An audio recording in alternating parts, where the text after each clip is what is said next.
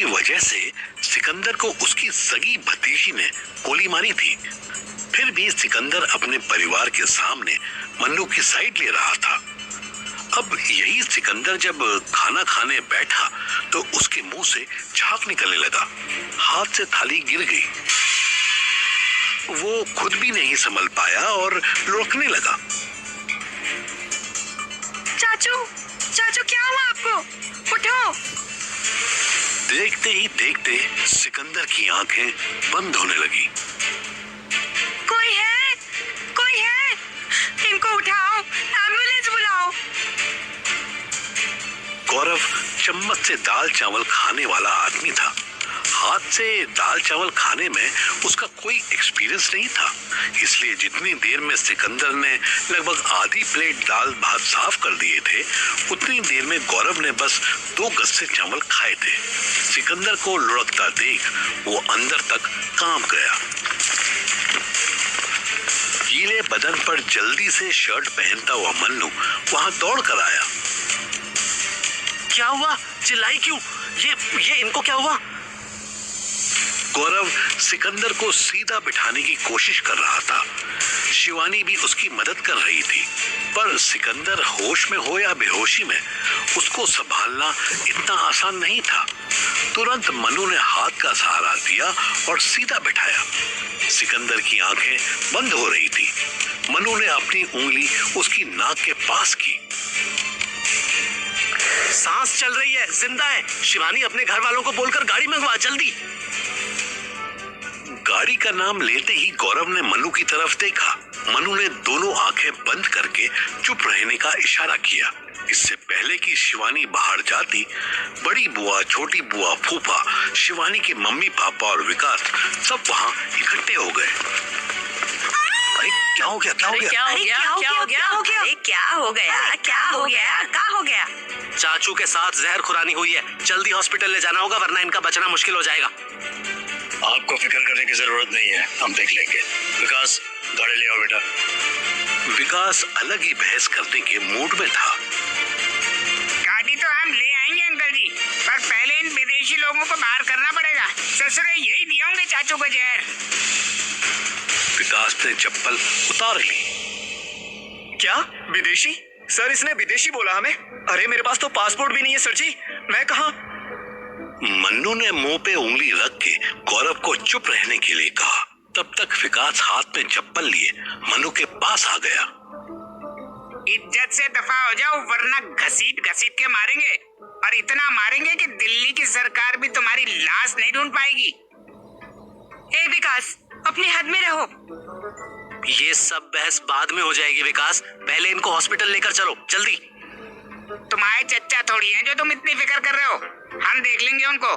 दर्जन गोली जिसे ना मार पाई उसे छटांग भरकर जहर क्या मारेगा। तुम निकलो यहाँ से फौरन।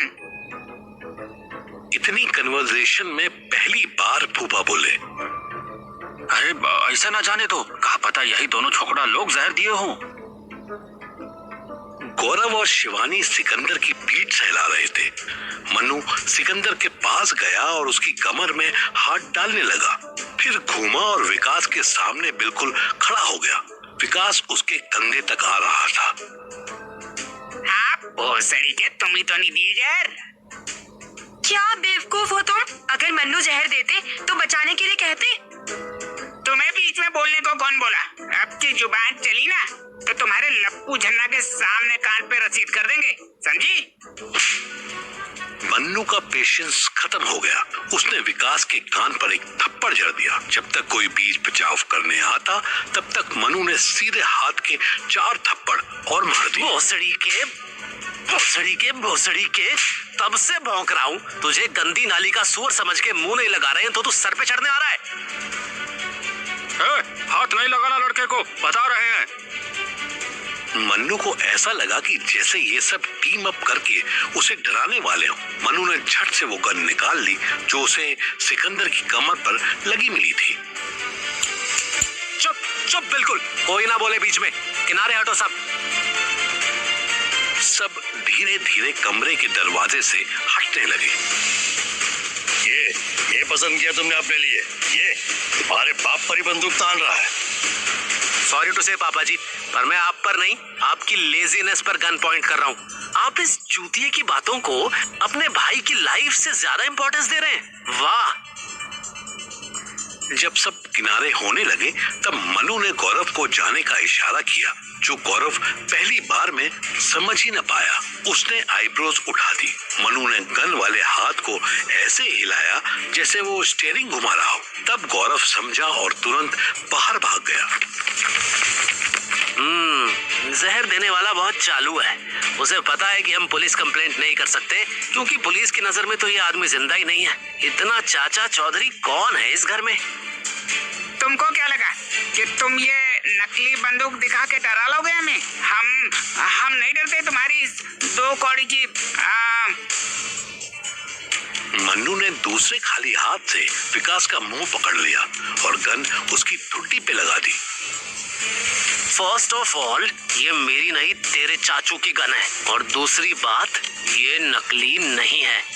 मन्नू ने उसके कान से बस 1 इंच दूर करके फायर किया।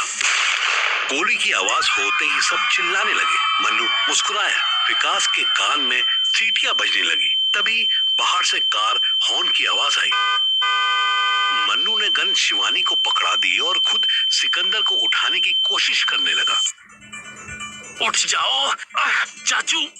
पापा जी, आप 2 मिनट के लिए अपना पराया छोड़कर अपने भाई को बचाने के लिए सहारा देंगे? शिवानी के पापा को शर्म आ गई। दोनों ससुर दामाद ने मिलकर सिकंदर को वैगनार की पिछली सीट पर जैसे तैसे लिटाया। शिवानी भी रोती हुई पीछे पीछे आने लगी। शिवानी, तुम अंदर चाचू के साथ बैठो। चाहे कुछ भी हो जाए, इन्हें सोने मत देना। हम भी साथ चलेंगे। आप घर में रहकर पता लगाइए कि किसने गद्दारी की है। आपको यहाँ सब पहचानते हैं। हर जगह गाड़ी रोकनी पड़ेगी। भूलिए मत, ये सिकंदर है। किसी भी पुलिस ने पहचान लिया तो। ठीक है, जाओ, संभल के जाना। मन्नू ने गौरव को पैसेंजर सीट पर शिफ्ट कर दिया और खुद ड्राइविंग सीट पर बैठ गया। आज उसे अपनी छोटी सी वैगनार को फरारी से भी तेज भगाना था। कहाँ ले जा रहे हो? पटना, वहाँ एम्स है ना? है, पर पहुँचते पहुँचते बहुत देर हो जाएगी। अभी मुजफ्फरपुर चलो। गौरव, मैप लगा। इन चारों के जाते ही शिवानी के पापा सबको शक की निगाह से देखने लगे, पर कोई कुछ नहीं बोला। उन्हें सबसे ज्यादा शक अपनी बड़ी बहन यानी शिवानी की बड़ी बुआ पर हो रहा था। इधर गायत्री और मुस्कान के साथ फातिमा भी पुलिस स्टेशन में बैठी थी। फातिमा वही लड़की थी जिसकी गाड़ी साजिद लेकर भाग गया था। वो अलग बात है कि वो साजिद को शाहरुख के नाम से जानती थी। लेडी हेड कांस्टेबल अपनी कुर्सी पर नहीं थी। एक हवलदार बताकर गया कि मैडम अभी 10 मिनट में आ रही हैं। तू भी मेरी तरह 1 नंबर के बेवकूफ लड़की निकली ना। हम लड़कियां इन हैंडसम लड़कों के चक्कर में इतनी चूतियां कैसे हो जाती हैं? आई नो, तुम्हारे तो सिर्फ पैसे गए हैं, मेरी तो कार भी ले गया। नहीं, मेरा भी बहुत कुछ ले गया है। बट यार मुस्की, पूछ ना, ये कब तक आएगी? तुझे कहाँ मिला ये? यही मॉल में ही। वो इतने अच्छे से बात कर रहा था कि तू फिसल गई।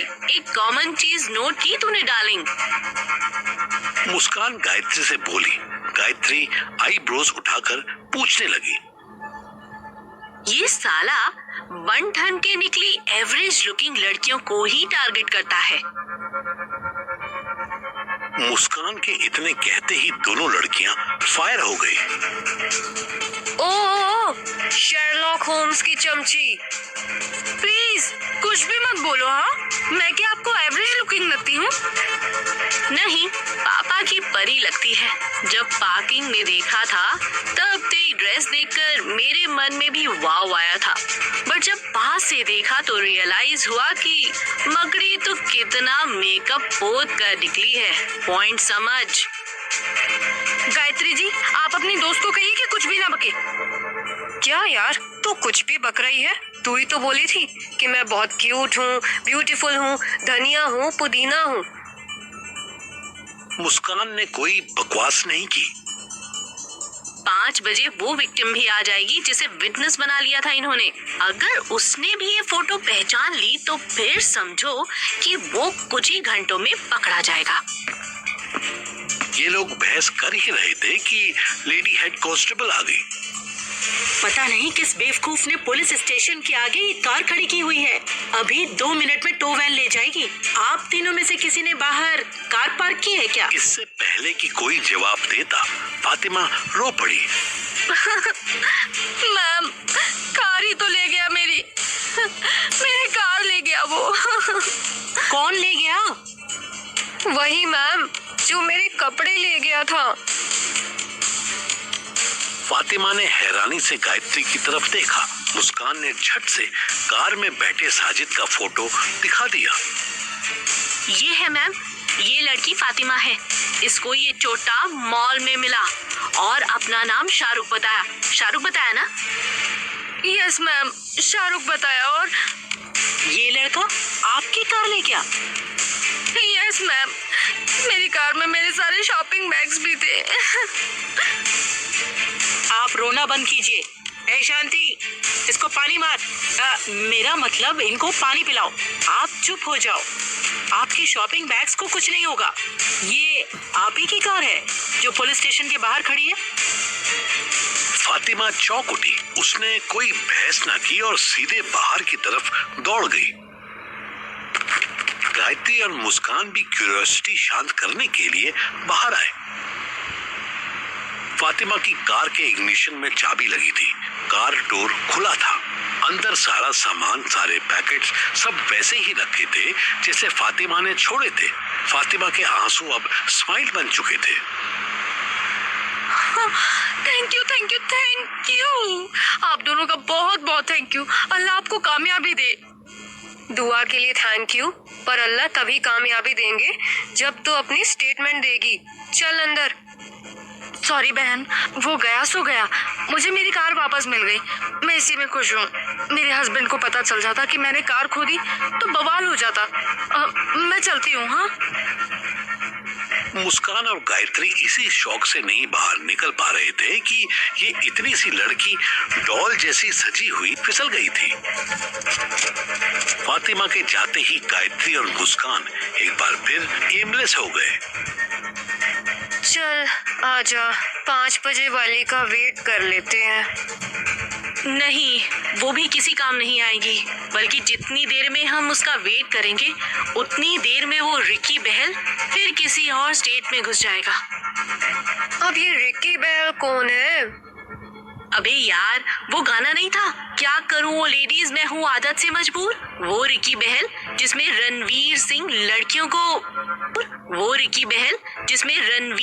लड़कियों को बस बस याद आ गई। Very funny. अब करना क्या है ये बता। अगर कार यहाँ छोड़ गया है तो किसी ऑटो टैक्सी में ही कहीं गया होगा। Right, so what? Her auto वाले से पूछेंगे।